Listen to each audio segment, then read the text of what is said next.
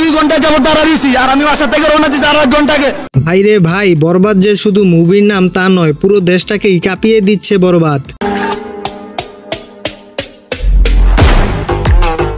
পুরাতন সব রেকর্ড ভেঙে ইতিহাসের পাতায় নতুন রেকর্ড গড়ল বরবাদ। মাল্টিপ্লেক্স থেকে শুরু করে সিনেপ্লেক্স দাপটের সাথে ব্যবসা করছে বরবাদ। দীর্ঘদিন অপেক্ষার পর এমন এক মুভি যা দর্শক মহলে উন্মোচনা সৃষ্টি করে।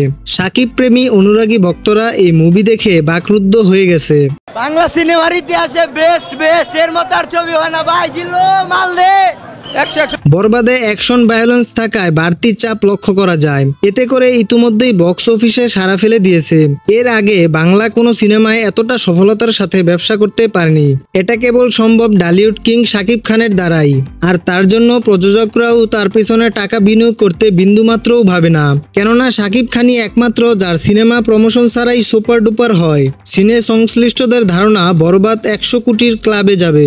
আমার কাছেও এমনটাই মনে হচ্ছে, কেননা প্রথম দিনের তুলনায় দ্বিতীয় দিন দর্শকদের ভিড় আরও বেশি দেখা যাচ্ছে। বরবাদের প্রথম দিনের আয় 10 কোটি প্লাস এবং দ্বিতীয় দিনের আয় ইতিমধ্যেই 13 কোটি ছাড়িয়েছে, যা বাংলা সিনেমার এক নতুন রেকর্ড। জানলে অবাক হবেন, তুফানকেও পেছনে ফেলে সবার শীর্ষে এখন বরবাদ। আপনি কোন হলে বরবাদ দেখতে যাচ্ছেন জানিয়ে দিন কমেন্টে।